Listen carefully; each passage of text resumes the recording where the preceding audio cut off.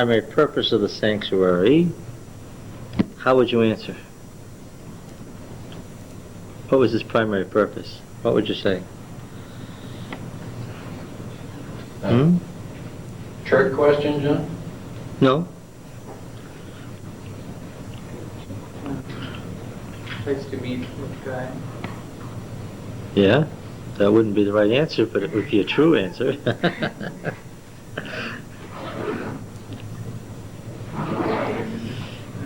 War council of God. Yeah, so it's to maintain ritual purity for holy war. Remember, we're in the context of holy war. I think I'll ask that question all the way through Exodus and Leviticus so that it can get drilled into your minds, because Adventists don't think of the sanctuary in its context. Its context was the holy war of conquest. The primary purpose of the sanctuary is to maintain purity for the holy war. What would happen if you didn't maintain purity?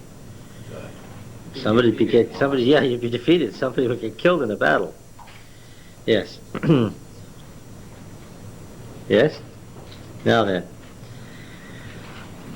So, in like manner, what was the Ark of the Covenant primarily and originally? No warring. Yahweh's war throne. Right, that's easy. And if I said Har Moed, what would I be talking about?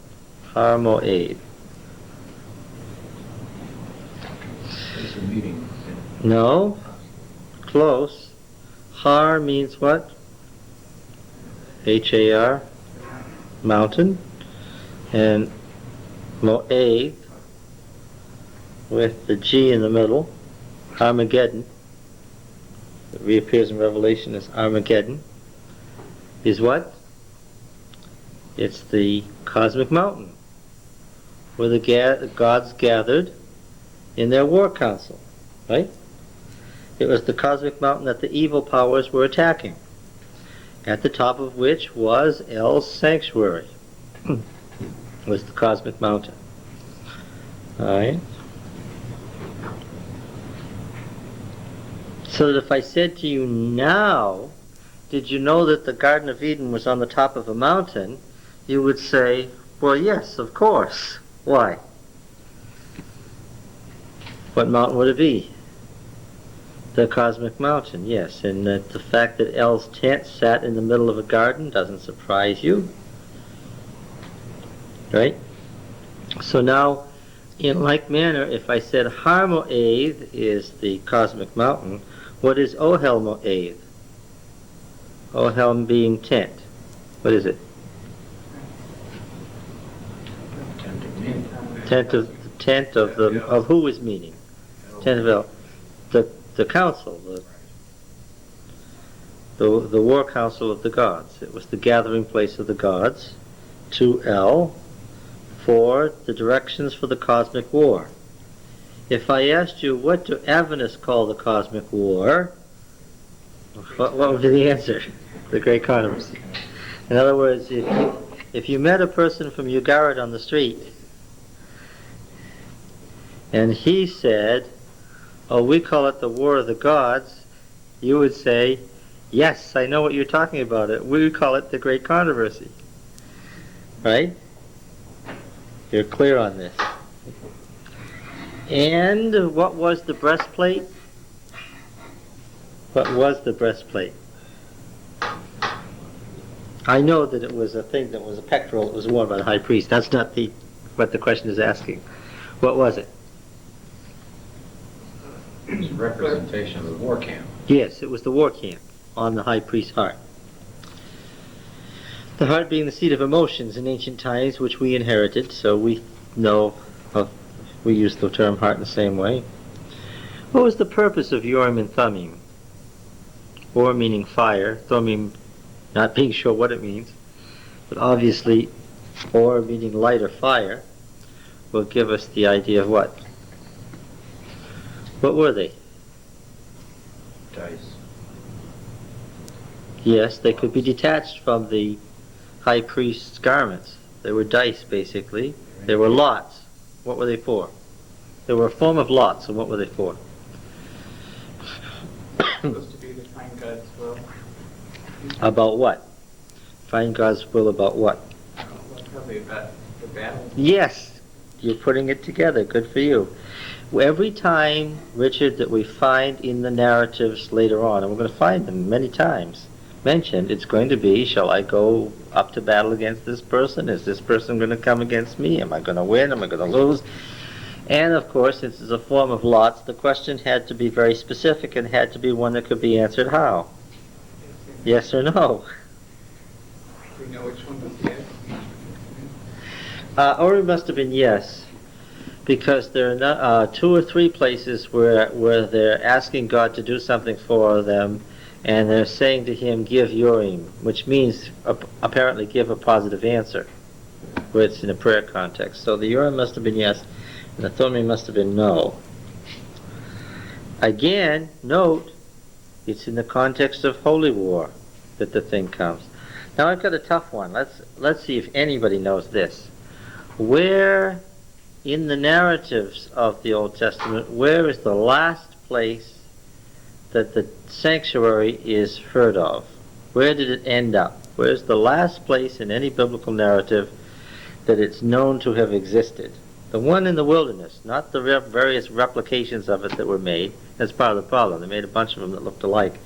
But the original one, where did it end up? Bethel. Yeah, the original one was at Bethel for a long time. That's not where it ended up, though, but that's a good guess. It's in the north, though, so it wasn't Bethel, Dan. Hebron? No, Hebron is in the south. It wouldn't have been at Hebron. There's no record of the sanctuary in the wilderness ever having been anywhere in the south. Okay, if it wasn't Dan, it wasn't Bethel. What are some other guesses?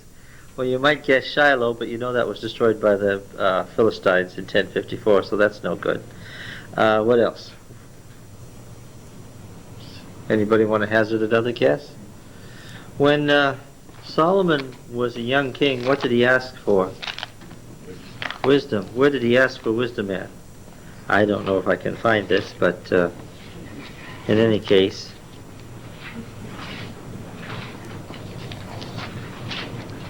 yeah, I did. First Chronicles 16:37.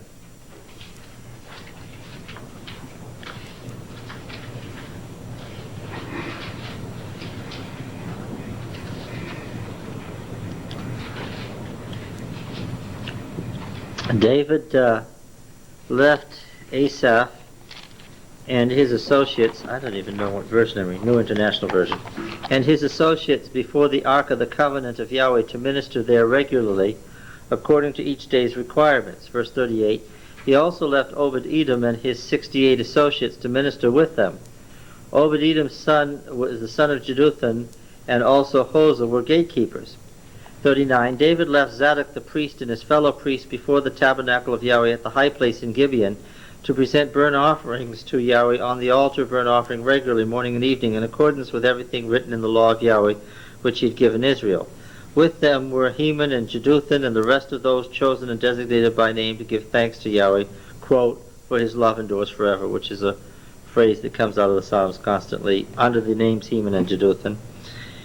They were responsible for sounding of trumpets and cymbals and the playing of other instruments for sacred song. The sons of Jeduthun were stationed at the gate. The people left for his home, and David remembered to bless his family. And then we have a number of additional statements in the chronicler that David kept the tabernacle at Gibeon throughout his reign, and that it was still there in the early reign of Solomon, and that's where he went and asked for wisdom. So that the liberal argument is that what the sanctuary really is the tent that David built, and later the Solomon's temple, just catapulted backward into the wilderness period.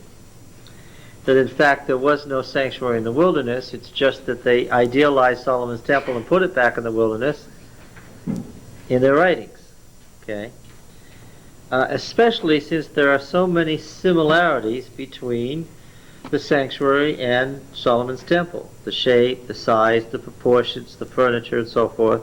Even the cherubim and so forth that were on the hangings is the same thing. So the liberal argument is fairly clear then. It's Solomon's temple. They conceived of Solomon's temple as a movable tent, and they pushed it back into the wilderness and made the story up. That really what there was just Moses' tent of meeting, and then they made up the sanctuary based on the temple. You could read it the other way, of course. What's the other reading of the relation of the sanctuary to Solomon's temple? What could be the other reading? Yeah, maybe the Canaanite elements were innovations, and the elements that were similar to the sanctuary were copies of a still existing sanctuary. 2 Chronicles 1. 2 Chronicles 1. It's always nice if you don't have notes in your Bible, if somebody will go. What verse? Oh, we can start at 3, read through 7. 2 Chronicles 1, 3 to 7. Okay. And 13 is interesting too. And Solomon and the whole assembly went up to the high place at Gibeon, for God's tent of meeting was there, which Moses, Yahweh's servant, had made in the desert. Now David had brought up the ark of God from Kiriath Yearim to the place he had prepared for it, because he had pitched a tent for it in Jerusalem. Now that's very clear. The chronicler is saying what? The tent that David made was because it was inappropriate to leave the ark in anything other than the tent like the one that Moses had made. So that the argument that the tent that David made is what's described in Exodus is a pretty good argument. Why? We'd have to assume that the tent that David made what? Was what? Yeah, it was the the same thing. But the bronze altar that Bezalel the son of Uri the son of Hur had made was in Gibeon in front of the tabernacle of Yahweh. So Solomon and the assembly inquired of him there. I know why David did this, and I believe the chronicler, and I really believe the chronicler, because Gibeah was where? See, David was a usurper. You've got to remember constantly that David, our wonderful David, was a usurper in the minds of the conservatives. He was a usurper who never should have had the throne. As far as the conservatives were concerned, what did I tell you before? There was the nasty suspicion that David had gotten the throne how? Over Saul's dead body. And if he had killed the Lord's anointed, that's why the story was told about. He said, I won't touch the Lord's anointed. To make it clear that David wouldn't dare touch Saul. But that isn't what happened. That's why they made such a big deal out of it in the story. Because the story was abroad that David had had Saul murdered, that he had been the spy that had turned the Philistines on Saul when he was unprepared, and that, he was working for the Philistines and had made a deal with them. You kill Saul and make me king. And then, being the treacherous person that he was, once he got the Philistines' deal to kill Saul, what did he do to them? Then he steamrolled over them. Okay? So you have to think in terms of, in the conservative mind, David was a usurper. And the tribe of Benjamin in particular was a problem, right? Saul's tribe. So, what? High place in Gibeon, north of Jerusalem, in the territory of Benjamin, the ancient high place. What did David do? Yeah, well, the tabernacle, of course, there was no reason for it to be at Shiloh, because Shiloh, the city of Shiloh, had been destroyed. So he moved it to Gibeon. Obviously, another one of David's. If David was anything, he was consistent. What? Yes, a good politician. Now, it says he was a man after God's own heart. Some people have a sense of what to do and other people don't. And David seemed to have a sense of what to do when, consistently. So he put the sanctuary in Gibeon, and he left everything of the sanctuary at Gibeon except for the ark, which he took to Jerusalem and put in a duplicate tent. Oh. So I know why David sometimes went to Gibeon and why Solomon went to Gibeon was the purpose, to associate themselves with the authority of Moses in the tent in the original old religion of the wilderness, which of course would never have allowed for a hereditary Canaanite monarchy, which is exactly what David was, right? Where were we? Yes. So Solomon, verse 5, so Solomon and the assembly inquired of him there. Solomon went up to the bronze altar before Yahweh in the tent of meeting and offered 1,000 burnt offerings on it.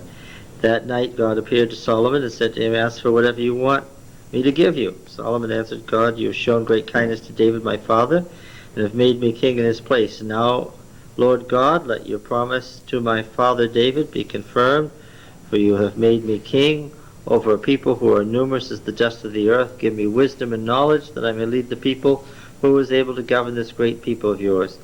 God said to Solomon, since this is your heart's desire, and you've not asked for wealth, riches, or honor, nor for the death of your enemies, and since you've not asked for a long life, but for wisdom and knowledge to govern my people, over whom I have made you king, therefore wisdom and knowledge will be given to you, and I will give you wealth, riches, and honor, such as no king who was before you ever had, and none after you will have. Then Solomon went to Jerusalem from the high place of Gibeon, before the tent of meeting, and reigned over Israel. And there's several more references to it there. So Solomon's innovation in making this huge Canaanite temple was that he joined the Canaanite influences to the old Israelite influences. Well, the argument is, but it's a Canaanite temple in the first place. But why shouldn't it be a Canaanite temple? Where did Israel come from when it went to Egypt? It went from Canaan, and we've already seen by reading through verse by verse in the book of Exodus that the religion of Abraham was the Canaanite religion cleaned up. Do you understand what I mean by that? It was the Canaanite religion cleaned up and demythologized. It was the same religion with the same names for God, El the bull, and when we see that in texts from the 29th to the 24th century BC, then when we see it 500 years later in Abraham's worship of God, it's the old religion cleaned up. The Canaanites could relate to it. And where did the patriarchs settle at all these places? Where were they settled around? Canaanite high places, right? Now a question comes, could they possibly have made a sanctuary with wood overlaid with gold in 1450 BC that would still be around in 950 BC? That's 500 years later. Well, depends on how carefully you use it, I suppose, right? If it wasn't subject to a lot of abuse, could it have lasted? Yes. What makes you think so? It was the desert. Desert, It dried. yes, so, yes. The metal would not corrode. And from the sound of it, they really covered it well with They did. They covered it with several layers, and the buttons that held the layers together were offset, so that all the piles of buttons weren't one on top of another, so you got a crack. They were deliberately offset. Tells you that in Exodus. I don't know. These are pectorals. Here's a pectoral that's almost a square with inlay. See, you don't have gems sitting on top of something like you see in the evidence breastplate, right? It's inlay. It was all inlay. Here's another pectoral. You'll notice that these pectorals from the 18th dynasty are in pretty good condition. Why are they in such good condition? Well, they were well taken care of in the first place. And what else? Yeah, that's right. They sat in the tomb for a long time, and now they're in museums. This goddess is wooden, overlaid with gold. That helps me too. It also helps me to know that if they were making these sorts of things for a minor pharaoh who took the throne when he was 9 years old and died before he was 18, a minor and not very significant pharaoh, if they were making this sort of thing, then what does that tell you about the abilities of people at the time of the Exodus? Somebody made this. And it wasn't a wealthy person who made this. What was it? It was a craftsman. Who was a what? Who was a slave. That's the key to it. Yeah. Now,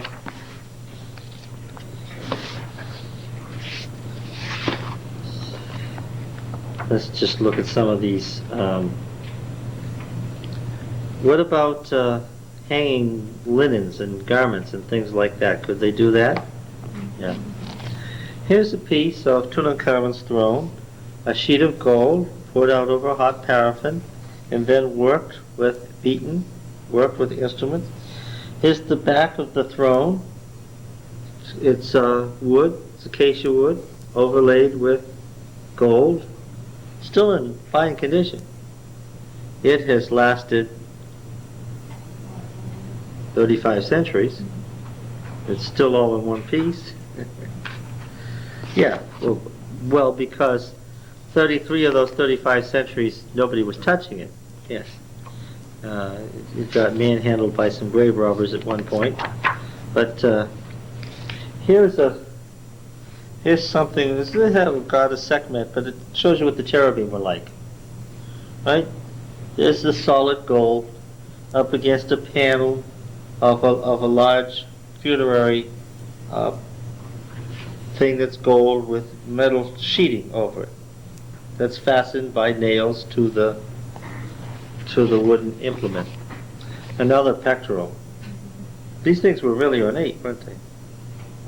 So the idea of detachable sacred stones on the shoulders, the idea of an inlaid pectoral, that's or of cherubim of this sort, there's no problem in my mind that they could have made that.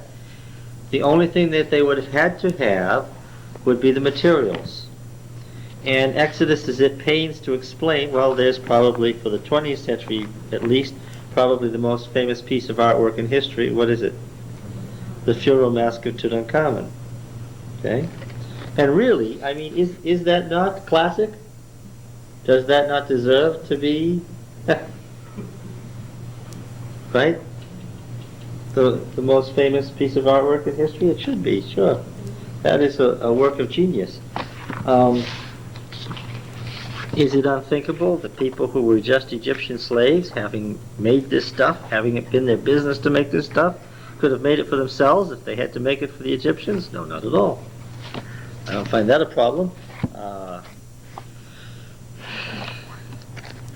And could it last a long time? Yes, but how was it used? It was used very carefully. That's how it was used. As far as the geometry and the metallurgy that needed to be known was all well documented and written down centuries before the Exodus, so there's not a problem there. Okay.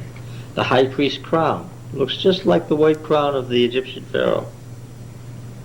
Okay.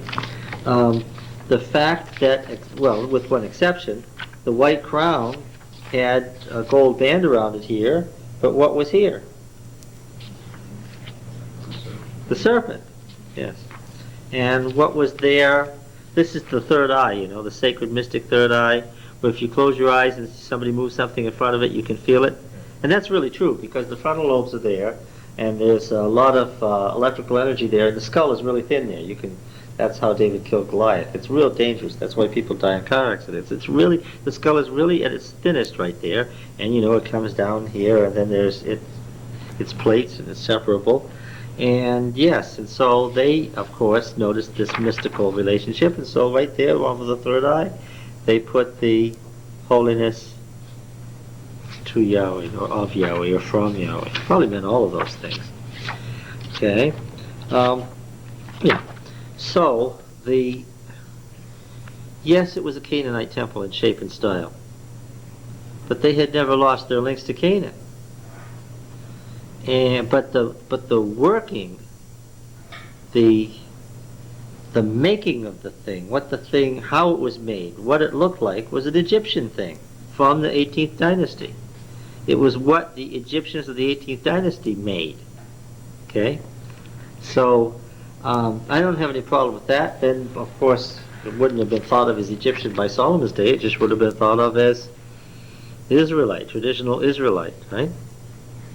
Is it always as dry in the land of Canaan as it is now?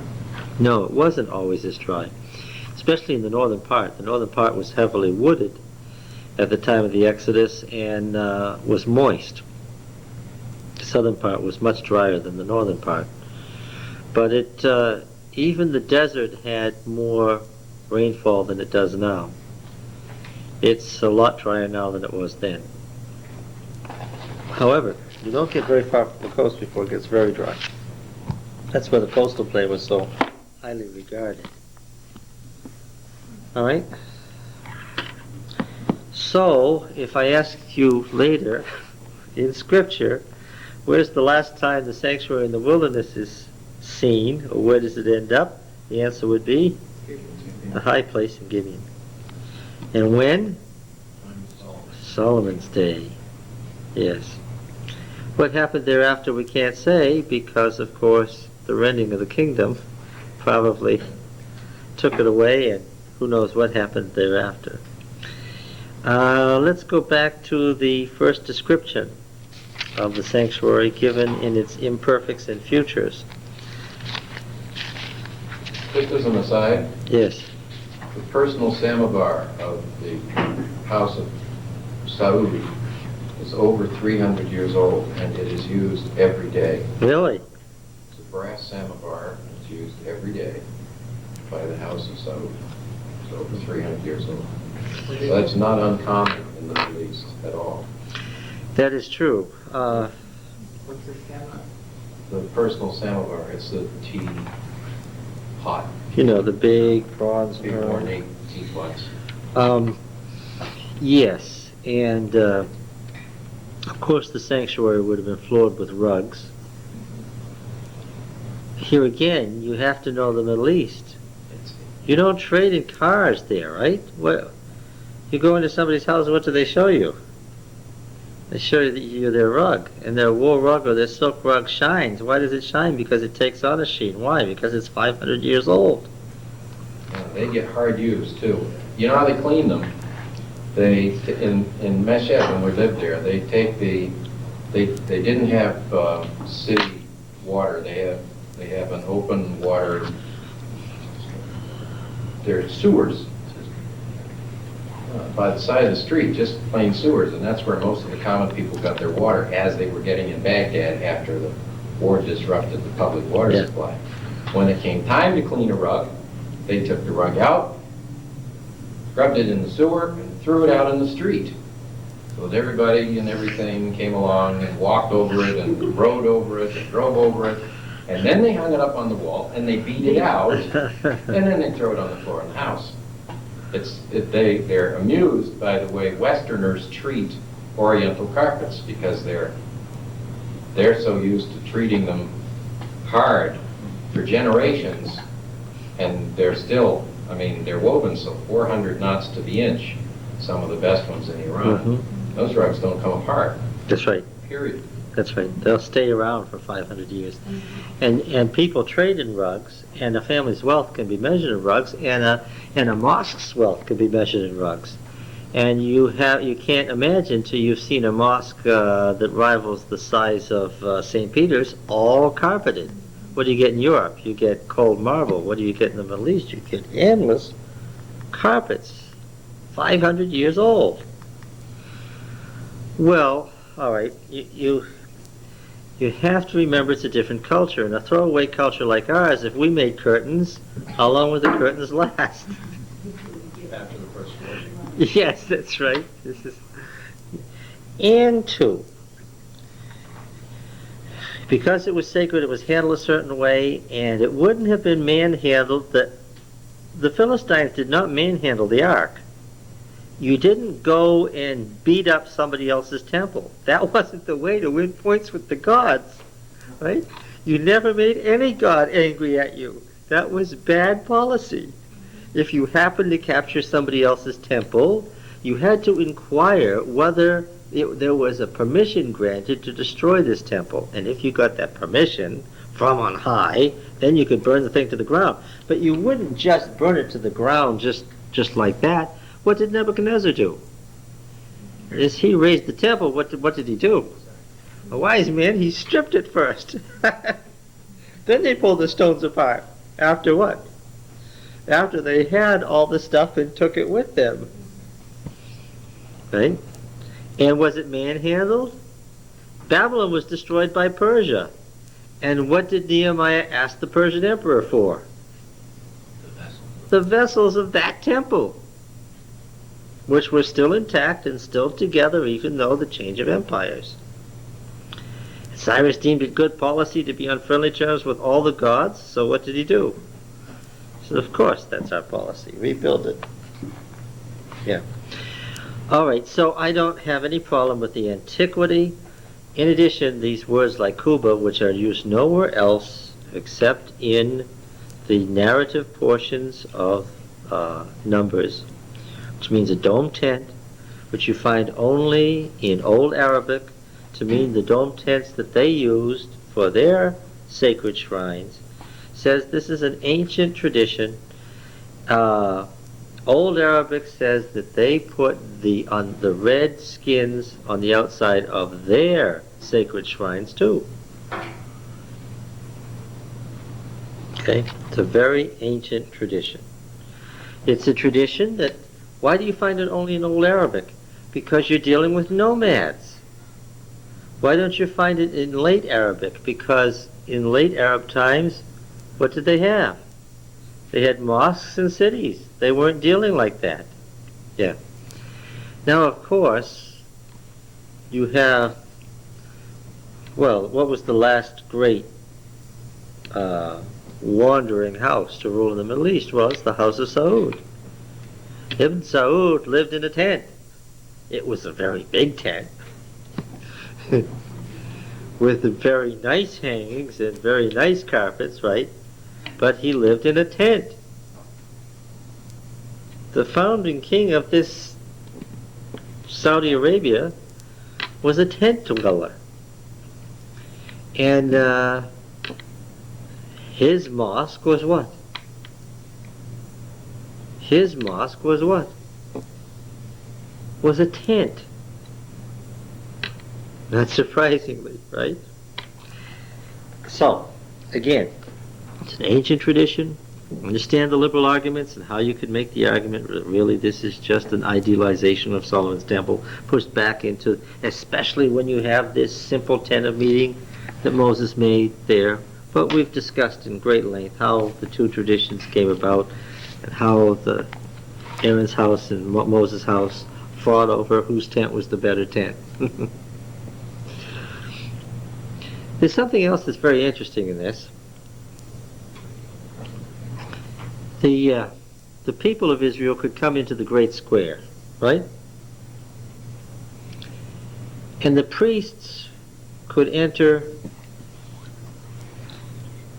the priests and the elders of the people could enter into the court. And even the inner room on special, the outer room on special days. But only the high priest could go into the inner room. Israel was at the mountain and was told not to break through. Remember that in Exodus 19? Tell the priests even don't to break through. That was the limit that they could go.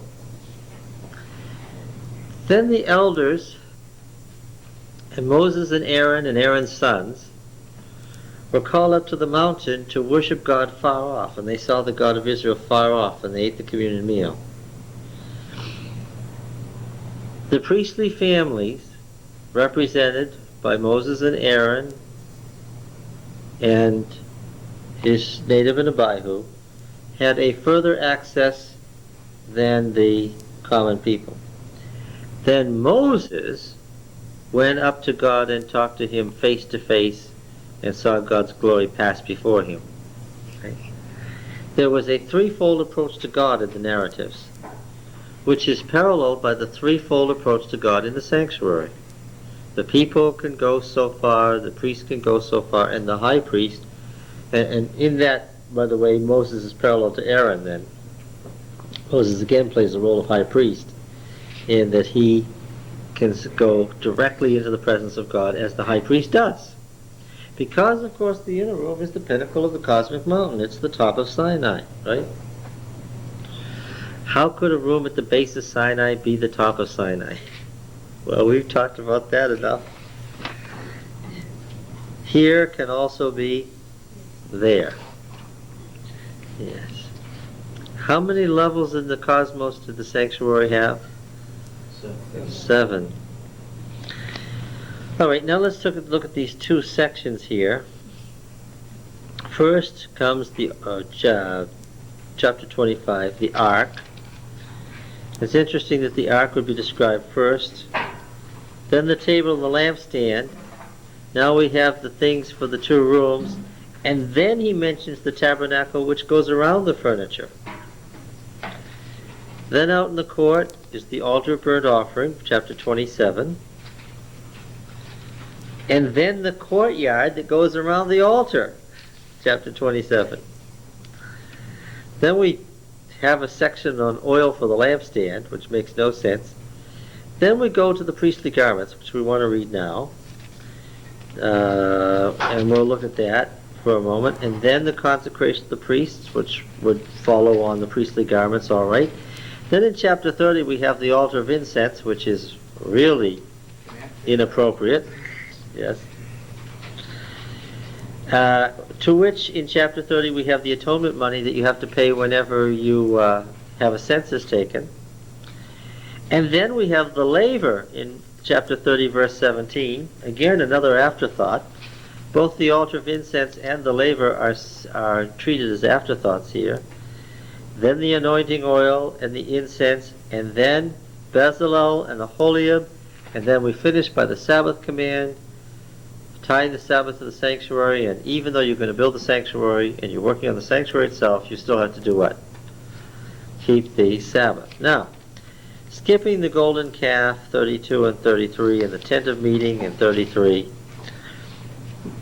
and the second table of the law, and the new covenant in chapter 34, all of this being intervening, we come to the second description of the sanctuary here in perfects and past tenses.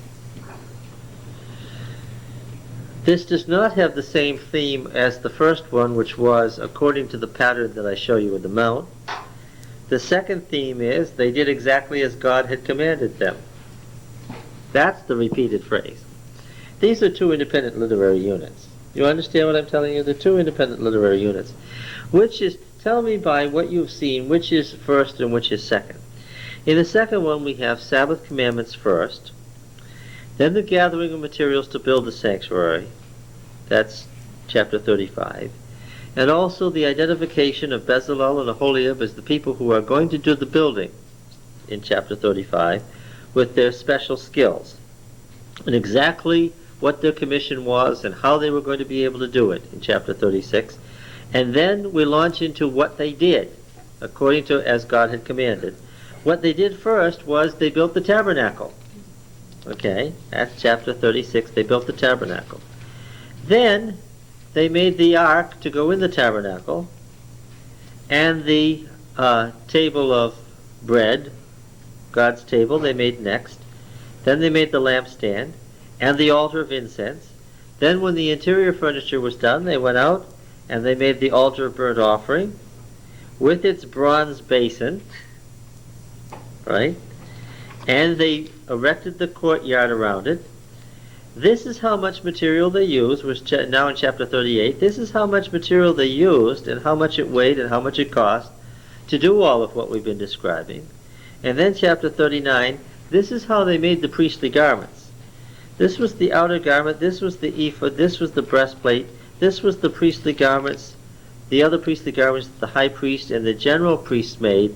And finally, after 6 months, they inspected the tabernacle with Moses as the chief inspector. They looked at every single item in great detail to see every single thing if it had been done perfectly. After that approval was done, they went through a very careful ritual of setting up the tabernacle, and finally it was dedicated. Which of those 2 literary units is the smoother and the better? Which one has problems and which one has worked out the problems? What? The second one is working problems out. Yes, the second one is smooth. Now what does that tell you about which is first and which is second as far as the literary creation? This follows standard procedure in writing, and it's predictable in oral tradition and in written tradition. If you've ever tried to write something, you know the answer to this question. First draft, Right. final draft. The first literary unit is written. There it is. Its theme is they built the tabernacle according to the pattern on the mount, which is important because it's the cosmic mountain, and this is the transfer of the cosmic mountain to the center of Israel. That's an important theme. But as this literary document went around, people reading it and studying it noticed what? There were some problems, some things that didn't hold together very well, some internal conflicts, not very serious, but some conflicts. There were some problems raised by the description of the building of the sanctuary under this first theme according to the pattern shown on the mount. At times it made you wonder what the pattern shown on the mountain was. Questions were asked. Okay? If the questions were the questions serious ones, well, you're talking about the tabernacle. There was clearly a need for clarification, exposition, intensification, all of those things that happen when you need to tell the same story but make it clearer. Right? And that's the second document. They built it exactly as God had told them. And I even can understand why that's the theme. If you're going to explain it somewhat differently, and you're headed at it to smooth problems out, and your story seems to be somewhat different at precisely the points where people were asking questions, what are you emphasizing? This is the way God said to do it. This is the way it was done, and that's the way God said to do it. Now it's interesting that these literary units circulated separately, because some forms of the Old Greek manuscript have the first description and others have the second description. And the Masoretic text has what? It has them both. We'll solve the problem. Remember, the Masoretic text, the full text, what was their attitude?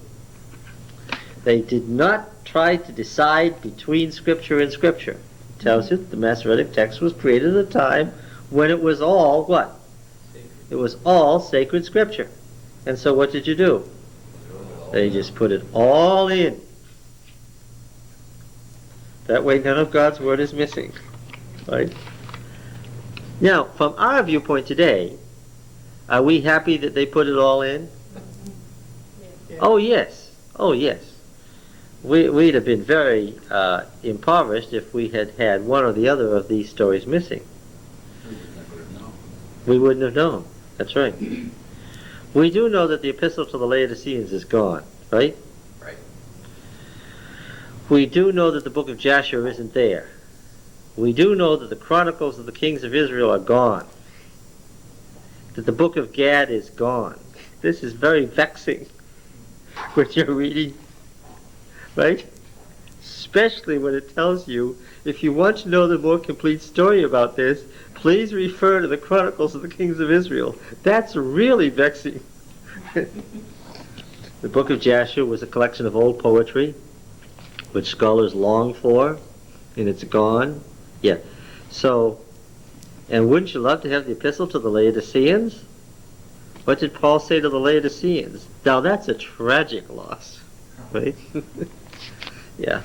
But yes, I understand how it came to be and why the Masoretes included everything.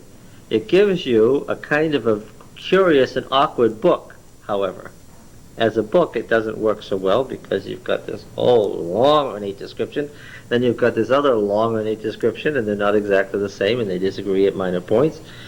And It only becomes curious when you try to read it as a book.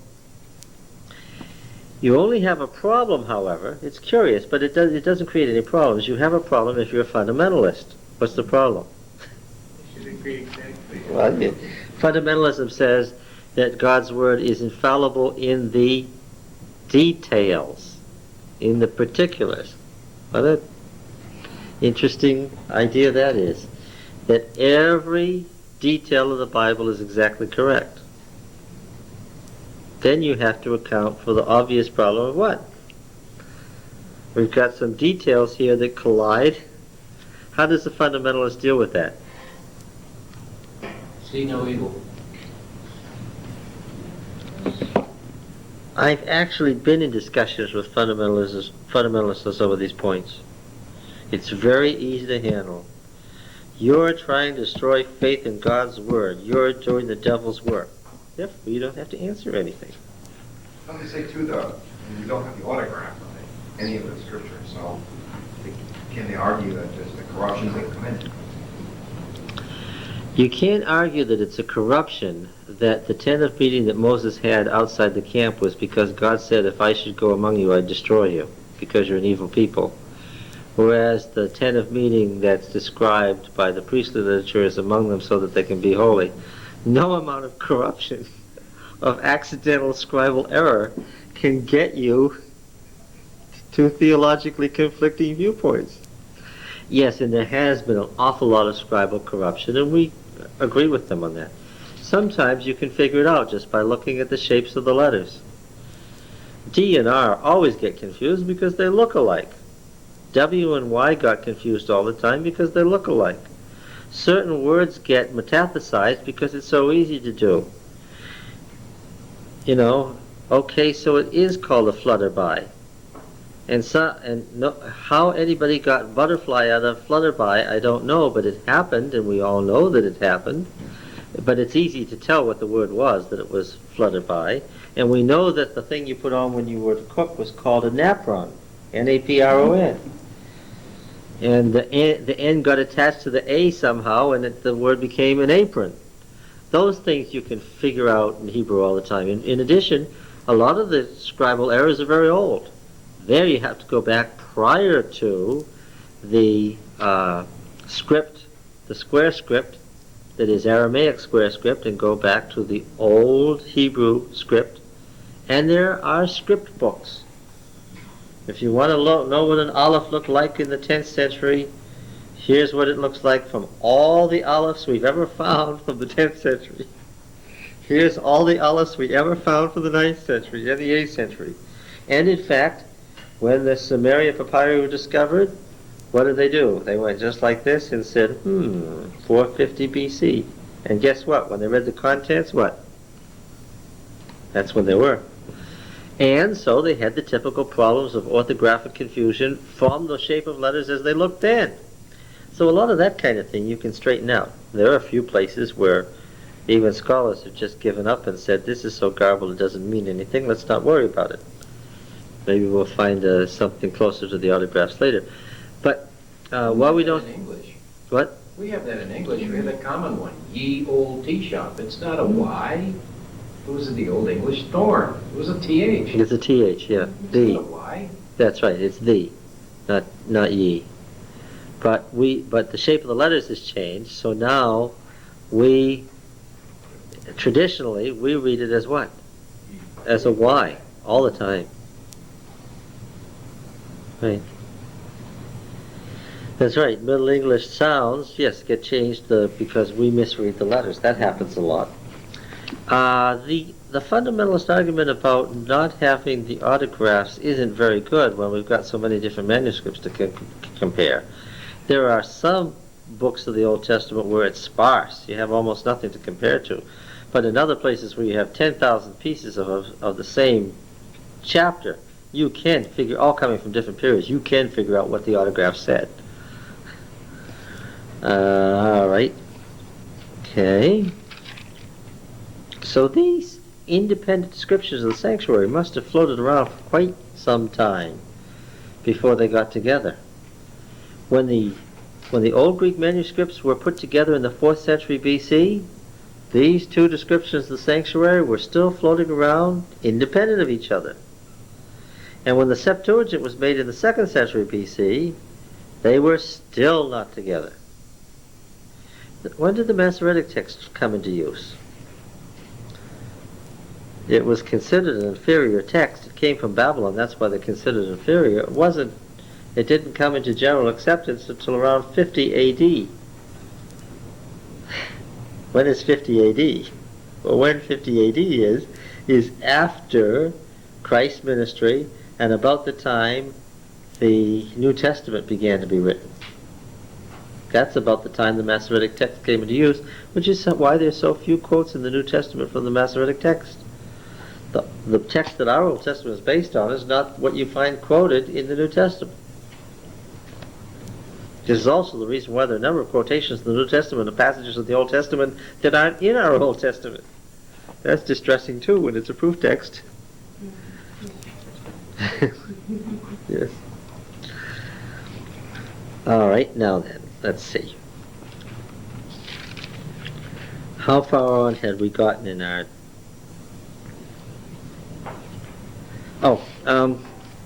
we did talk about the table and we did talk about the lampstand. All right, so let's look at chapter 26.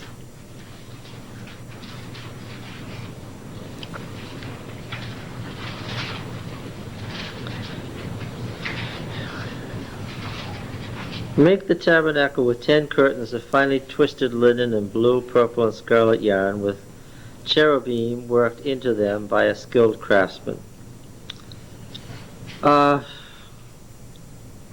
What was the shape of Egyptian cherubim?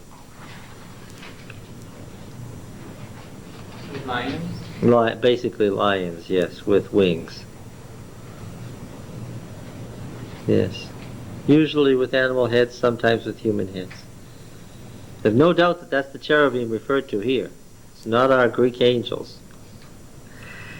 It's so funny when you're teaching a class like this and you say, these cherubim were Egyptian cherubim. They weren't pictures of angels with angels' wings. And the class rises up in horror because they wanted to look like our angels. But what are our angels? Where did we get our version of angels from? You know what I'm talking about, the effeminate males or the masculine females, whatever angels are, because they don't have sex, but they have white eagle's wings on the back of them that are really big. These eagle's wings have got to be at least 6 feet long individually. They've got to be a wingspan of at least 12 feet, right? And I know that our angels dress all in white. And I know that their skin is really, really shiny white. I know it's so. And they have long hair. And they have long hair. Never seen an angel yet with short hair. And they wear sandals. I don't think the cloth is a cloth that you can duplicate on Earth. It's made of some material that's super white. But it goes all the way to the ankles. It's like the tablecloths in restaurants. Yeah, Really neat. really neat, yes. Because it always hangs in perfect folds. And angels preferably appear at the foot of the bed so that you can see them rather than at the head of the bed. And what am I telling you? Where did these angels come from? They came from Greece. Why on earth would one have a big argument about don't take away my angels for Egyptian angels because my Greek angels are... What are you arguing? You're arguing a religious tradition, right? Now I know that when Ralph Slaybaugh was almost dead and God worked a miracle to keep him alive and he looked at the end of the bed, what did he see? He saw a Greek angel. Well, how does God appear to people? How does God communicate? As they understand him. Understand. If he was almost dead and they had already wired his teeth in for the funeral service and he saw an Egyptian cherubim standing there, that would have done him in. That's not how God communicates. That doesn't tell us anything. You all know the story I'm referring to? You ever heard Ralph Slaybaugh's story? There was a man who really had a miracle. He was as dead could be until he was at the point of death, dying from a terrible car accident. The angel appeared at the foot of the bed and touched him, and he got up and scared his doctors, who had already made the funeral arrangements. Does it have the wings and all? All the appurtenances of a Greek angel. But they've gone further than just pronouncing him dead. I mean, the detail is interesting. He had been everything except embalmed. Yeah, he was gone. He was a real miracle. Jaws were wired in the works. Yeah, it wasn't a near-death experience. It wasn't that he was near death. The problem with these near-death experiences is that they're a lack of oxygen. Near-death means what? None of those people who were near death were dead. Yes. Yes, all right, now then. Getting back, so we were talking about the cherubim here. It would have been the cherubim with which they were familiar. Worked into them by skilled craftsmen. All the curtains are to be the same size, 28 cubits long and 4 cubits wide. So what you see is, you really do see, you have a curtain, a long, thin curtain. Well, what did they do with these curtains then? If you had all these curtains, what did they do with them? Huh? How did they get them together? Yes, loops and buttons. Just think of that. Buttons. I thought buttons were invented in the Middle Ages. No. But these were gold buttons. That's all right. Buttons are buttons. All right, cufflinks. All right. And so when you made a whole bunch of those, then they were... Why did they make them in strips like that? See, that's something else that tells me there really was a sanctuary. Why did they make them in strips like that? Portable. Because it would have been just too heavy, right? It's obviously there's something that comes from real life. And of course, the priesthood was a whole retinue of people who took care of this sort of thing. They had all these people who took care of this. The 3 priestly houses or families, Gershom, Kohath, and Merari, the entire tribe of Levi, and the house of Moses and the house of Aaron, running the thing. How long it would take them to take everything apart and get ready to kill? 2 or 3 days, according to Numbers. 2 or 3 days. Wasn't a fast thing. So when they were on the move, they didn't put it together every night. Oh no, they hardly ever moved. They only moved from way station to way station, from oasis to oasis. They only moved for their herds. So when they moved several days, they might journey more than a day's journey from place to place. Yes. Yeah. Oh yeah, they wouldn't put it back together on the way. The first night they put it back together. No, I see what you mean.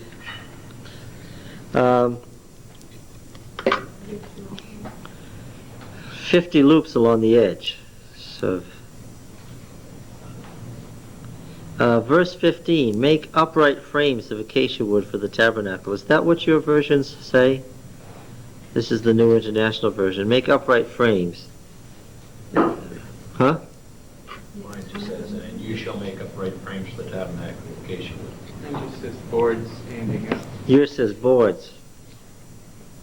Yeah, the word actually means frames. And we're lucky it does, too, because that would have ended any belief that there was a sanctuary in the wilderness. Why? If you took an acacia wood board that big, Couldn't carry. yes, and you put solid gold, first of all, pure gold, 18 karat gold, would be hopeless in that massive a slab. Why? It'd be way too brittle. As soon as the board went like that, what would happen? Yeah. No, these are frames. And as I said before, you can't hang these curtains down on both sides with all these cherubim on them and have it make any sense if you got boards. Why? Then you don't see what you just spent a lot of time making. Yeah. But the most telling argument is that's not the way tents are made in the desert. No, that's right. Tents do have frames, even in the desert today, big tents. The whole idea is circulation and ventilation. Yep. And in a larger tent, which is a domed tent, with a central ridge pole, and that's why they could call the heavens a tent, because it came out like this. And you know, they talk about the dome in the heavens. Spreading out the heavens like a tent, like the curtains of a tent. That's what it's talking about. And it talks about the bars and the doors of the tent. That's how you could have the sanctuary and have the child Samuel going to the door and opening the door because of the frame. Alright, so, and then the bases, the silver bases underneath them, which formed a solid foundation. I know why they made a solid foundation, so that they could pull the curtains down on all sides when they wanted to, and have a solid foundation underneath. Why? Why would they sometimes want to pull the tent in and attach the curtains to the frame itself and hold it tight? Yes, because sometimes, in certain parts of the year in the desert, the wind blows the sirocco, the desert wind, and what would you have inside the tabernacle? You'd have a dust storm, which is not conducive to the holiness of the place. Again, what am I arguing here? I'm arguing that the sanctuary existed. Why? And it existed in the wilderness. Why? Because it's a wilderness kind of structure. Now, the people of Israel did understand tents for a long time after the wilderness. I'll agree to that. Throughout the Judges period, most Israelites lived in tents. They remained, they weren't very good at cities. And when they did inhabit the cities, according to the archaeological evidence, their stuff was greatly inferior to the Canaanites they had destroyed. Just looked at from an art history viewpoint, they were a disaster. Because the Canaanite stuff was a very high culture and the Israelite stuff was a very low culture. They had just come from the desert, and besides which they were not emphasizing these arts. They chose two people to lead them. They didn't emphasize this for very long. Why? Because this is the stuff you do in a pagan culture where you make gods all the time. And they had just come from Egypt and there were still people who could do it. But after a generation or two there weren't. Why? Once you forbid the making of any image, and you say you're going to build this and that's it, there isn't anything more, then of course you're going to lose those arts. Israel was much more devoted to the practical, right? That's why it developed such a great wisdom literature. I can understand this. Adventism hasn't built one great cathedral, right? There's no great cathedral. Hasn't even, like the Mormons, mastered one great temple. And the Mormons have many great temples. What does Adventism have? Has a lot of hospitals and schools, right? That's the way Israel was. Yeah. The reason that Jael could hammer her point home, as I said before, was what? Because she was living what? Descendants of Moses in a tent. Yeah. And Israel continued to, when it was time for the feasts, those feasts were just their agrarian year. When it was time to do the harvest, what did they do? You can't do the harvest when you're living in a city.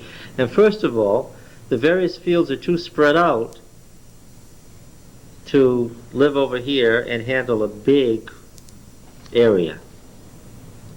You can't handle 500 acres when the fastest means of walking is an ox cart. You can't handle 500 acres from a house. What do you have to do? You live in a tent, and that's why the Feast of Booths was the Feast of Harvest, because the people literally lived in tents to take in the harvest, and they moved those tents to the next field. Yeah. So that this business of a sacred shrine being a tent is really saying, this is what you're familiar with. Okay.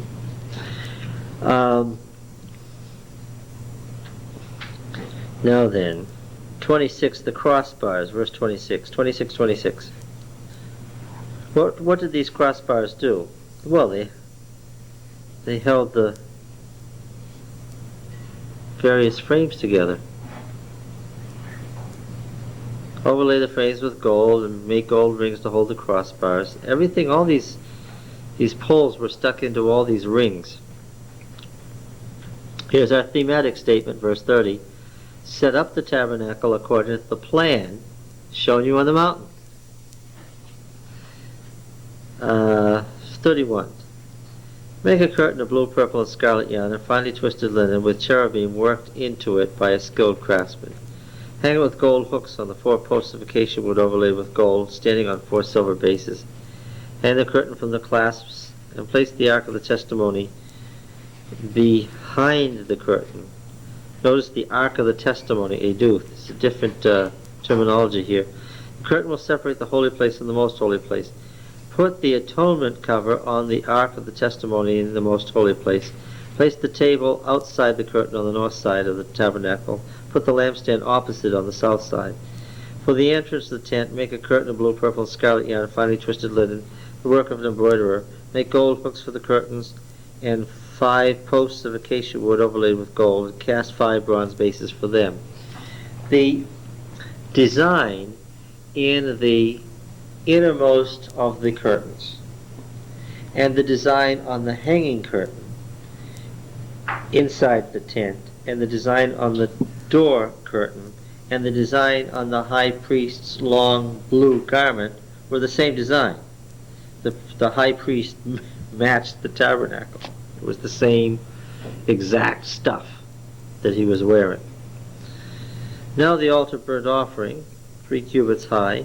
Originally, obviously, the altar stood on the ground with its foundation in the earth. Later on, and we can even tell by some of the laws that we've seen, what eventually happened to this altar.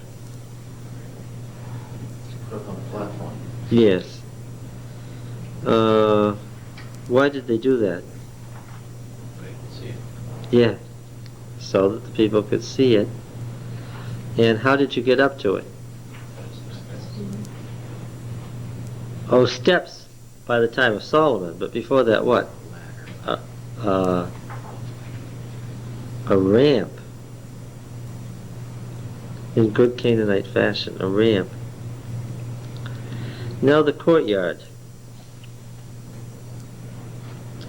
When we read these 2 descriptions of the sanctuary, we should be thinking of the description of Solomon's temple in Kings, and the description of the temple in Chronicles, and the description of the temple in Ezekiel, right?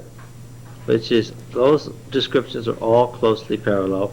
Their differences have to do with the different messages of those books. We'll worry about that when we get there. It's twice as long as it is wide, east to west. Oh, yes. Which way were the poles of the ark, anyway? Was the ark headed north or south, or was it headed east or west?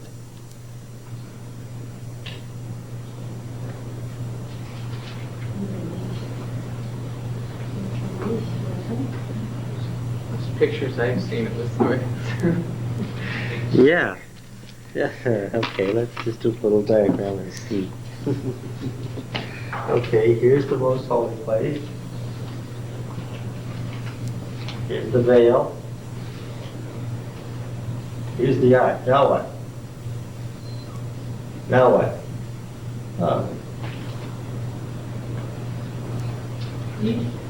Where do you want the poles to go? This way? Yeah. No. Well, but that's the way I saw it in an Adventist painting. I know, they put it this way so that the priest could get near it, right? But what does it tell us about Solomon's temple? Says you can still see them. Right? Because the poles were sticking out, yes, the poles went this way. Because I really drew this wrong. This is west and this is east. The ark was going east and west, not north and south, right? Yeah. Why would the poles be that way? What? Why would the poles be that way? Carry it straight. Yeah, because you could carry it straight into the sanctuary and straight out. That's only one reason. Oh, pardon me. You're going to suggest an explanation here. I missed it. It's a throne. Oh, that's Don't true. Carry the cane sideways. This is a good point.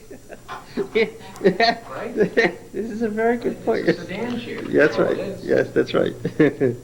Yes, that's right. That's what it was. And yes, otherwise God would always be going sideways like a crab. That's true.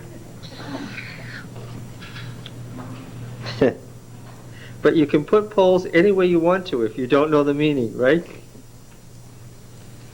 The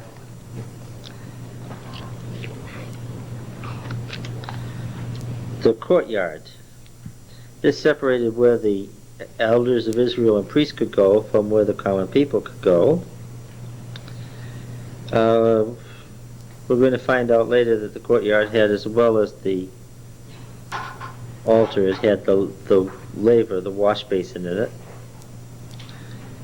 Verse 20, 27:20. Command the Israelites to bring you clear oil of pressed olives for the light, so that the lamps may be kept burning. I know this is a later law, and I know it's in here in such an awkward place because they just stuck it in here.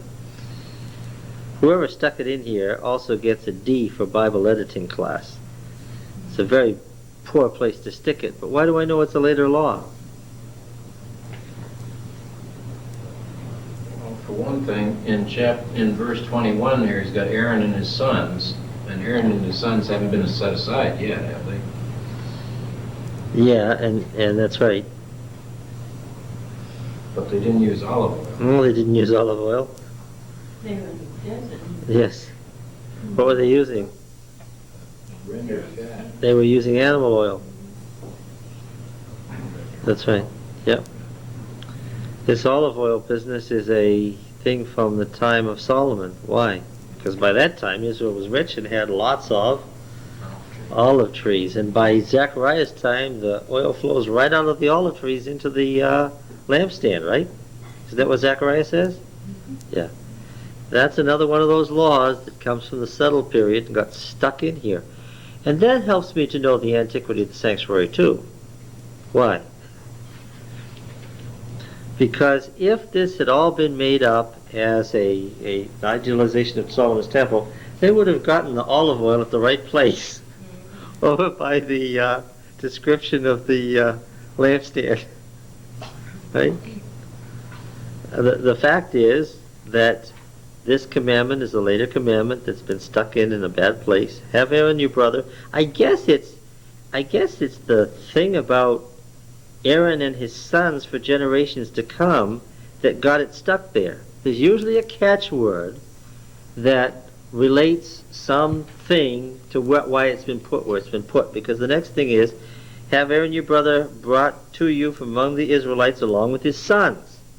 Nadab and Abihu, Eleazar and Ithamar. So it's apparent that the catchword is Aaron and his sons. So that they may serve me as priests. Make sacred garments for your brother Aaron to give him dignity and honor. There's little doubt, is there, that this is all from the family of Aaron? Right? So, all the skilled men to whom I have given wisdom in such matters, that they are to make garments for Aaron for his consecration, so that he serve me as a priest. The garments to make a breastpiece, an ephod, a robe, a woven tunic, a turban, and a sash. They're to make these sacred garments for your brother Aaron and his sons, that they may serve me as priests. Have them use gold and blue, purple, and scarlet yarn, and fine linen. Make the ephod of gold and blue, purple, and scarlet yarn, and finely twisted linen. The work of a skilled craftsman is to have 2 shoulder pieces attached to its 2 corners so that it can be fastened. Its skillfully woven waistband is to be like it, of 1 piece with the ephod and made with gold, blue, purple, scarlet yarn, finely twined linen. Take 2 onyx stones and engrave on them the names of the sons of Israel in the order of their birth, 6 names on 1 stone and remaining 6 on the other. Engrave the names of the sons of Israel on the 2 stones, the way a gem cutter engraves a seal. Then mount the stones in gold filigree settings and fasten them on the shoulder pieces of the ephod as memorial stones for the sons of Israel. Aaron is to bear the names on the shoulders as a memorial before Yahweh. Make gold filigree settings and 2 braided chains of pure gold like a rope. Attach the chains to the setting. Now, it doesn't actually say what. It doesn't say that the two gemstones on the shoulders are what? Are Urim and Thummim. But the ephod gets used as a thing for casting lots later, doesn't it? It also says they're both onyx, and your impression, or at least mine is, again, from the Clyde Bravacha paintings, is that they were different stones. One was a ruby and the other was a diamond or something. Yes, that's true. They're not, they were both, it was two black stones. Yes. Well, I wanted them to be white. I wanted them to be clear or opaque or something. I didn't want them to be black. Black onyx. No, it can be different colors. I wanted them to be some other color. Not from the Sinai. Now see, there you go to the historical facts as opposed to presuppositions. We don't have any religious traditions left if we keep this up. Okay, now let's see the breastpiece.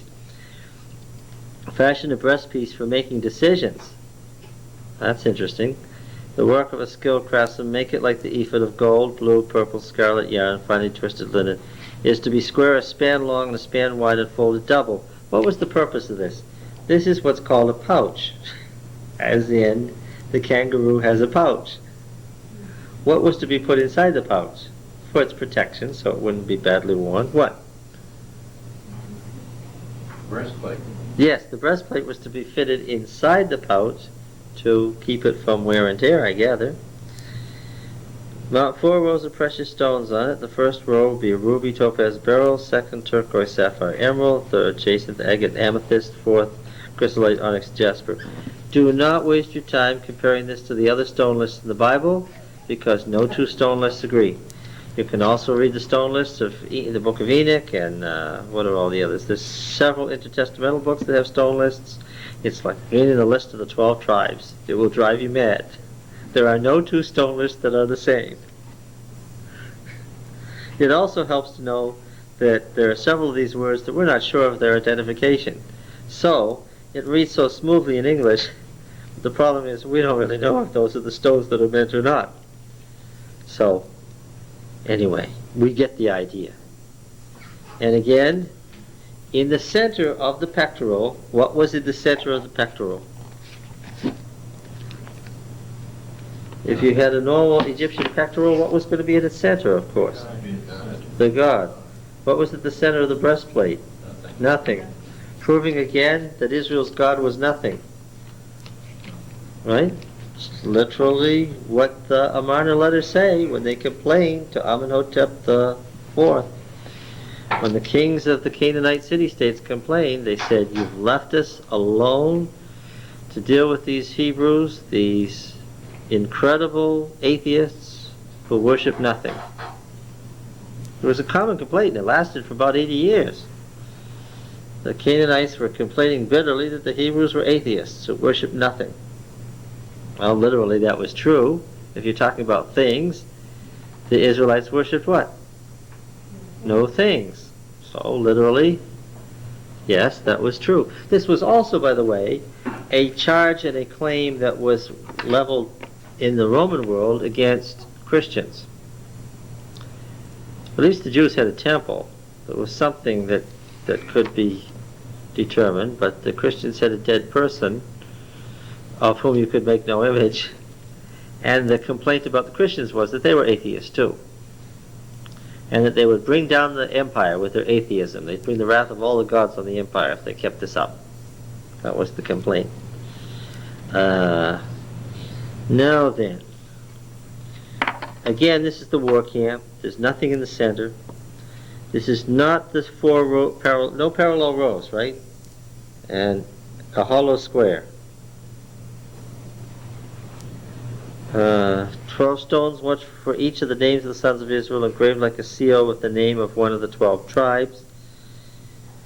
For the breastpiece, make braided chains of pure gold like a rope, 2 gold rings for it, fasten them to the 2 corners of the breastpiece, fasten the 2 gold chains to the rings in the corners of the breastpiece, and the other ends to the two settings, attaching them to the ephod at the front. Alright, so this ties this to the two sacred stones on the shoulders. So they're really Israel twice. The high priest is bearing Israel on his shoulders, the high priest is bearing Israel on his heart. 29, whenever Aaron enters the holy place, he will bear the names of the sons of Israel over his heart on the breastpiece of decision as a continuing memorial before Yahweh. Also put the Urim and the Thummim in the breastpiece so that they may be over Aaron's heart whenever he enters the presence of Yahweh. Thus Aaron will always bear the means of making decisions for the Israelites over his heart before Yahweh. And again, it's in the sacred war context, and they took the two stones. Bring me the ephod. Bring me the ephod. Saul said, bring me the ephod. Okay, so that's this particular garment, which was kind of a magical thing. You didn't need the Ark of the Covenant, you didn't need the sanctuary, you didn't need anything. What'd you need? You needed this garment with its special places for these sacred lots. It's mishpat, where it says decision there, it's judgment. Judgment. Okay. Well, yes, so judgment. So that would be God's judgment decisions. Yes, His laws, I guess. Shofet meaning to judge. A shafat being a judge.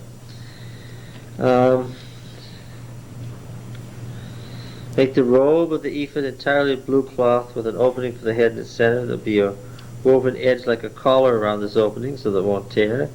Make pomegranates of blue, purple, and scarlet yarn around the hem of the robe with gold bells between them. Gold bells and pomegranates are to alternate around the hem of the robe. Does it say they had actual fruit on the garment? Yeah, I wonder. Does it have actual fruit on the garment? No, it doesn't say that. It's just the shape is made to look like that. Well, were they hanging down? The sound of the bells will be heard when he enters the holy place before Yahweh, and when he comes out, so that he will not die. It doesn't say that so that they would know that he didn't get killed by the brightness of God's glory on the Day of Atonement. That isn't said anywhere here, nor is it even implied. What it's talking about is so that he wouldn't die by disobeying the commandment of how he was to dress. The pomegranate's obviously indicating life and being a very... It's a fruit full of what? Seeds. Therefore what? Indicating what? All those seeds, it's full of life. Yes. A plate of pure gold to engrave on it a seal holy to the Lord, fastened a blue cord to attach it to the turban. It's to be on the front of the turban. It will be on Aaron's forehead. He revealed the guilt involved in the sacred gifts the Israelites consecrate, whatever their gifts may be. Notice that it will be Aaron's forehead continually, so that they be acceptable to the Lord. Weave the tunic of fine linen, make a turban of fine linen. The sashes will be work of an embroiderer. Make tunics, sashes, and headbands for Aaron's sons. Give them dignity and honor. After you put these clothes on your brother Aaron and his sons, anoint and ordain them, consecrate them so that they may serve me as priests. Make linen undergarments as a covering for the body, reaching from the waist to the thigh. Aaron and his sons must wear them whenever they enter the tent of meeting or approach the altar to minister in the holy place, so that they will not incur guilt and die. It's to be a lasting ordinance for Aaron and his descendants. This is what you are to do. Consecrate them so that they may serve me as priests. Take the young bull 2 rams without defects, and from fine wheat flour without yeast. Oh, now when we get into this, we're getting into all these different kinds of offerings. We want to save that for Leviticus, so we don't want to comment on that. Bring Aaron and his sons to the entrance of the tent of meeting, and wash them with water. Take the garments and dress Aaron with the tunic, the robe of the ephod itself, the breastpiece. Fasten the ephod on him by its skillfully woven waistband. The turban on his head, attach the sacred diadem to the turban. Taking the see, it's a crown. The high priest wore a crown. He was anointed. So he was the Messiah originally, right? Who was anointed originally? The high priest was the original anointed, was the original Messiah. Right? Oh, we got a royal Messiah figure later. Where did we get that from? From David, yes, we got that from David and his family. Originally, the Messiah was the priest, right? And so we go back to that in Hebrews. A non-royal Messiah in the book of Hebrews. All right. When we get down to Christ, though, is in, with the prophet and the priest and king, him being, finalizing the gospel writers intentionally tell stories and circumstances to mix the image of prophet, priest, and king together to say that Christ was all of those. And their readers knew what they were doing. Yeah. Well, the bull for Aaron's ordination. I want to talk about different animals and their meanings and their levels of significance later. In any case, this is a sin offering. The sin offering is the one where the blood went into the tabernacle and it transferred guilt. To us, this is an abstraction because we think in terms of abstractions, right? Sin isn't something you can weigh and measure. It's not something you can pick up and put on an animal's head. It's not something you can drop into the animal's blood and take it from here over to there and leave it over there, right? Sin isn't something that you can collect like a pile of coins until it becomes a burden for you. It isn't something you can bulldoze from one room of a house into another, or that you can send off to the devil on the head of a goat. But it was for them. It was not an abstraction. It was as literal a reality as anything else because they didn't think in terms of abstractions. Their adjectives were really just their intensive verbs. They didn't have genuine adjectives in their languages at all, these ancient Semitic languages. What we translate as adjectives are really adjectival verbs or verbs of continuation. When you say a red barn, what do you really mean? You mean a barn that has been redded, don't you? Yeah. And that's how they did it. And that's why their language was so rich. Sometimes it's too rich even to translate into English because it gets too verbose. But they couldn't say a muggy day. They couldn't say a muggy day. Oh no. Because they didn't have abstractions like muggy, they were reduced to the literal. It's a day like standing over a boiling pot. Well, now I know what you mean. Right? So, being abstraction poor, we have here a whole set of presumptions about sin, sin offering, substitution, movement of sin around, how you get rid of sin, especially when you need to because you're fighting a war where you can't have any sin, and yet the people are sinful. Right? Alright. The sin offering didn't get burned up totally. That's a whole burnt offering. This is take one of the rams. Aaron and his sons shall lay their hands on its head. Slaughter it. Take the blood and sprinkle it against the altar on all sides. Cut the ram in pieces and wash the inner parts of the legs, putting them with the head and other pieces. Then burn the entire ram on the altar.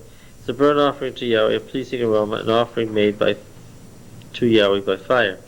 So, did they offer the sin offering or the whole burnt offering at Aaron's ordination? The answer is they did both. Well, it'll behoove us then to find out the difference in meaning between the sin offering and the whole burnt offering, right?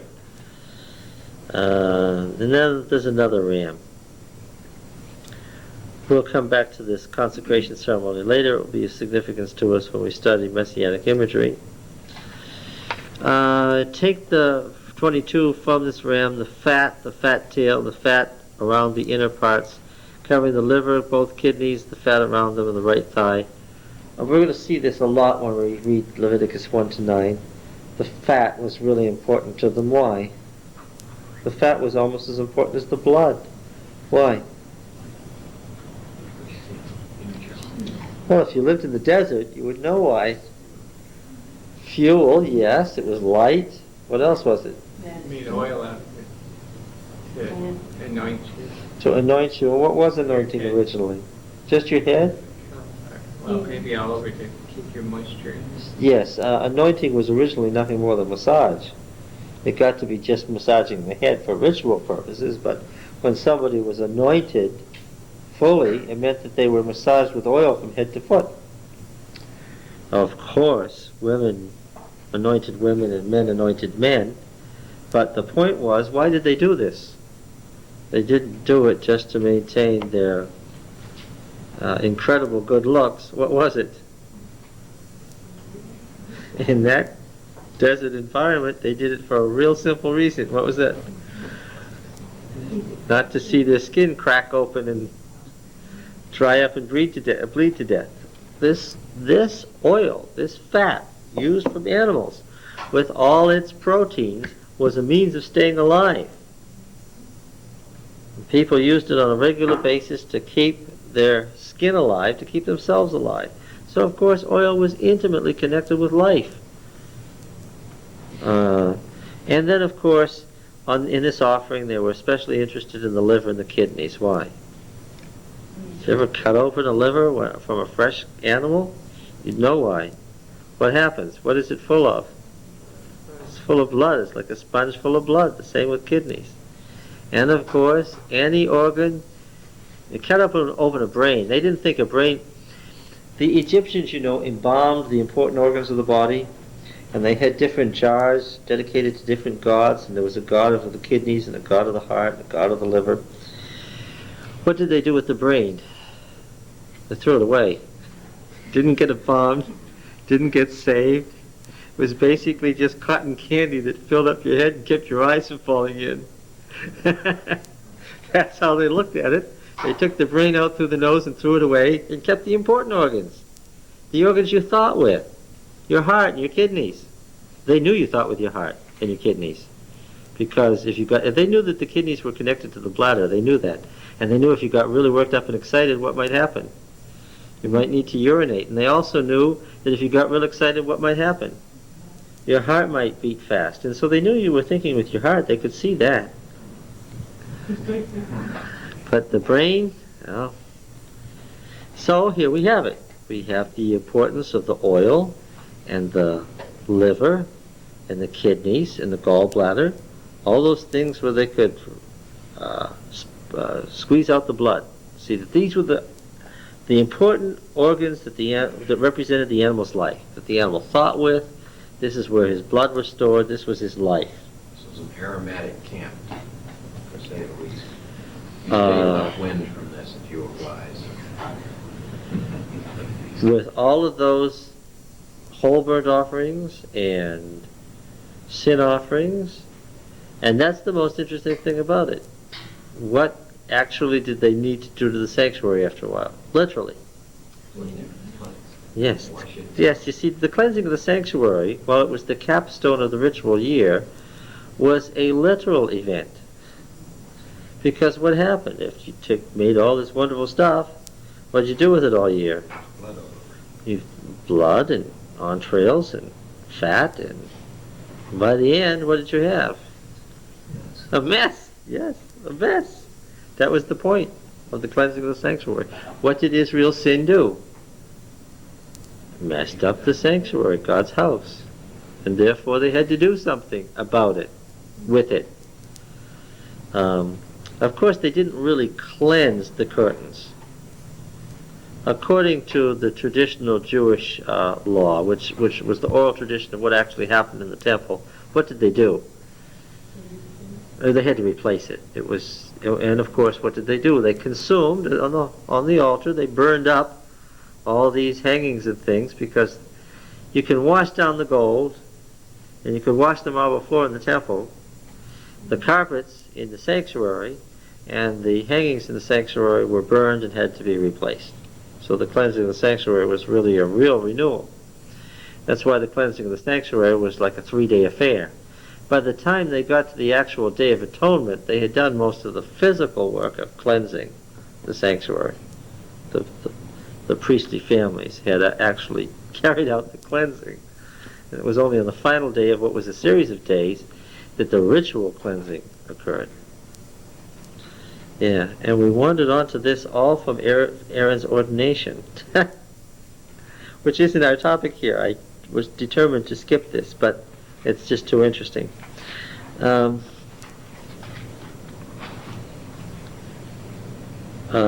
7 days for the consecration, and of course that would be from when to when? From Sabbath to Sabbath. That's always the presumption of the priestly literature.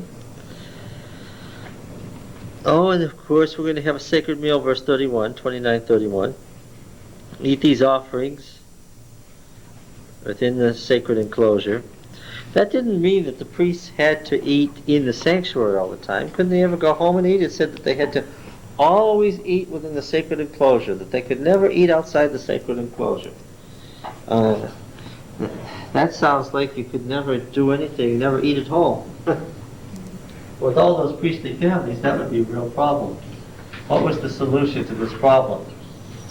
Did they go in orders? No, that's not the key.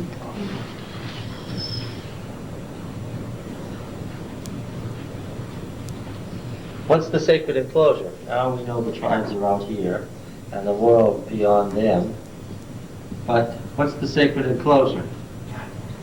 It's right here. This is what separates the court of the priests from the court of Israel. This is the sacred enclosure. This is where the courts were separated in the temple. So that when they lived here and they went home, where were they? They were still inside the sacred precincts of the temple. Any priest's house was a sacred, part of the sacred area of the temple. No, was this the same in Jesus' day? Because who was it? The high priest went home. Elizabeth was from the hill country. Yes. No, it wasn't the same in Jesus' day. It was much too big and complicated an affair in Jesus' day. The high priest's palace was up on the hill overlooking the city a mile away. No. The idealized temple in Ezekiel was to bring their priesthood all back into the sacred enclosure again. All right. Then they had to consecrate the altar in each separate thing. 2 lambs a year old. Well, we'll come to that. Verse 42. For the generations to come, this burnt offering is to be made regularly at the entrance of the tent of meeting before Yahweh. There I will meet you and speak to you. There also I will meet with the Israelites, and the place will be consecrated by my glory. The kavod, one of the... So here's God at the door of the tent. This is the Aaronite version of the tent of meeting, obviously. So I'll consecrate the tent of meeting, the altar, and will consecrate Aaron and his sons to serve me as priests. Then I will dwell among the Israelites and be their God. That's the old covenant theology. I will be God, you'll be my people. They will know that I am Yahweh their God, who brought them out of Egypt so that I might dwell among them. Here is a different reason. Look at this. Look at the theology here, verse 46. This is something new. They will know that I am Yahweh their God, who brought them out of Egypt for the following purpose. What is it? That I may dwell among them.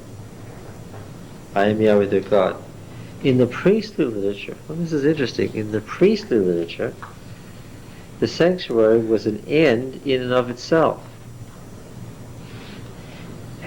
A goal has been achieved when the sanctuary is built. What happens? The kavod Yahweh moves what? Into the middle of Israel. What was the purpose of building the sanctuary? 25:8. 1200. Yes. Make this holy place that I may dwell among them. I brought them out of the land of Egypt that I might dwell among them. The Shekan, the dwelling of Yahweh in the tabernacle and later the temple was seen by the priest as the end, the goal, the purpose of the Exodus. Alright. Chapter 30, the altar of incense. Make an altar of acacia wood. That would have been a wonderful conclusion, by the way, wouldn't it? And in fact, what do you think? Probably what? The altar of incense, I told you, was an afterthought. The atonement money has nothing to do, taking a census has nothing to do with the building of the sanctuary. The basin for washing is an afterthought. The anointing oil is an afterthought. Appointing Bezalel and Aholiab is not giving the sanctuary on the mountain. And don't forget to keep the Sabbath while you're building it. In fact, what is this here? What was the beginning? God called Moses up to the mountain and said what? Come up here. I've got something important for you. Moses got up there, what was it? God said, let them make me a sanctuary that I might dwell among them. Then he gave them the pattern of the sanctuary, and then he concluded what? This is the very cause, they'll know that I am Yahweh. Right? In Exodus 6, this had been the thing. Who is Yahweh?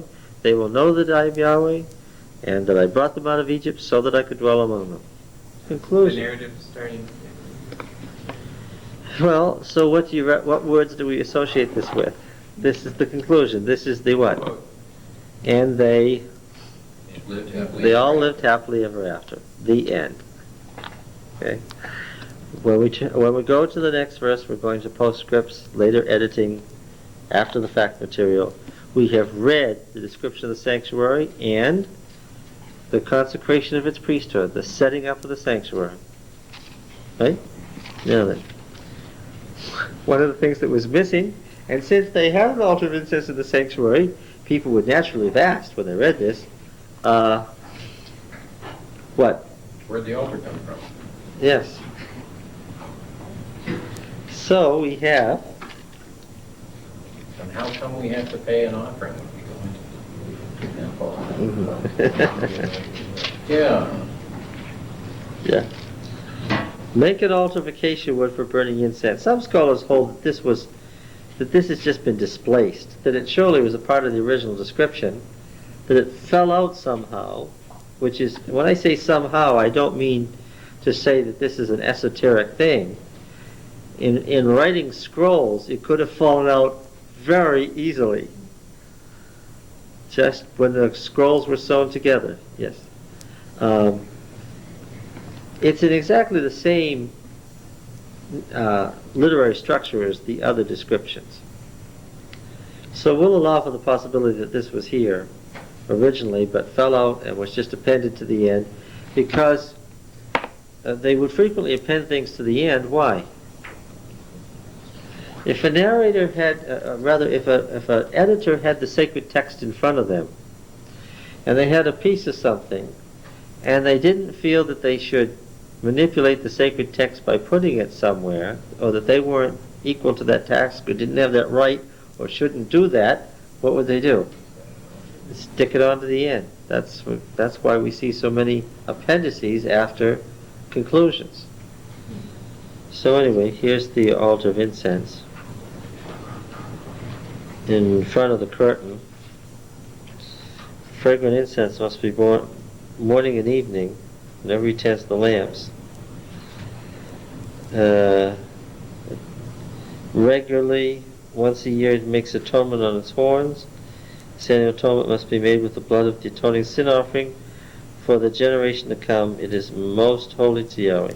Then the atonement money, whenever there was a census. Then the basin for washing. Then Yahweh said to Moses, make a bronze basin. This is an after fact. And the anointing oil is clearly an after fact that should have gone with the anointing ceremony. Alright. Now then, who are going to be the workers? Well, remember Aaron and Hur? Remember Aaron and Hur that Moses left Israel in their charge? when he went up on the mountain. Do you remember her helping hold up Moses' hands with the staff when they were fighting the Amalekites? This is her. See, I've chosen Bezalel the son of Uri, the son of Hur, of the tribe of Judah. Filled him with the Spirit of God, with skill, so forth. This is the southernmost tribe, is it not? This had great significance to the people in Canaan as to who made the sanctuary. The sanctuary belonged to whom? It belonged to the 12 tribes. It was their joint, it was the one thing they held in common, the sanctuary that they encamped around. Judah was the southernmost of the tribes in the land, and Dan was the northernmost, and it was a Judean and a Danite who made the sanctuary. And that was seen as very significant to the people who wrote down the narrative. Right? One seems to have been the metal worker, and the other seems to have been the craftsman for the jewelry and the smaller pieces. Verse 12, 31:12. We just got to finish this out. Yahweh said to Moses, "Say to the Israelites, you must observe my Sabbath. This is a sign between me and you for generations to come, that you may know that I am Yahweh who makes you holy. Observe the Sabbath because it is holy to you. Anyone who desecrates it must be put to death." Now you remember that in the priestly literature here, we haven't yet read what? We still haven't heard, in the priestly narrative, we haven't heard what? If you read just the priestly service, yes, that's right. If you read just the priestly literature as it existed, we haven't read the Ten Commandments yet. So this would be the first appearance in the priestly literature of the Sabbath commandment.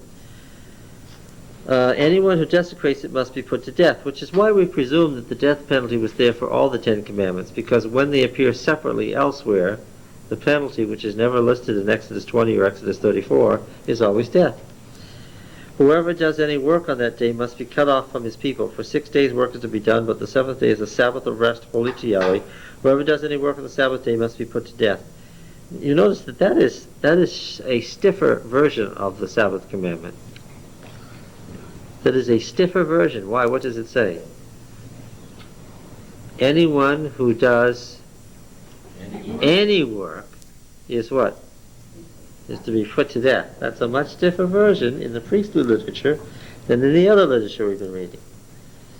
The Israelites are to observe the Sabbath, celebrating it for generations to come as a lasting covenant. It will be a sign between me and the Israelites forever. For in 6 days Yahweh made the heavens and the earth, and on the seventh day he rested or abstained or ceased the work which he had done. When Yahweh finished speaking to Moses on Mount Sinai, he gave him the 2 tablets of the testimony, the tablets of stone inscribed by the finger of God. Okay, which really is the introduction to the next story written by the editors. Comments? Questions? Now we've got to look at the other description of the sanctuary. Where does it begin? What chapter does it begin in? 35 to 40, right? So what were these chapters? These chapters were 25 to what? 25 to 31 and 35 to 40. So if I asked, what chapters are the description of the sanctuary, you would know. Okay, very good. Another fast 2 hours. See you again soon. Are we doing this next week, or is it? Yeah. Yes? What? That's the last one. Oh, then I'll have to prepare it very carefully so we can fly to 35 and 40 and finish the book of Exodus, and we'll have managed the first 2 books of the Bible in the first year. Okay?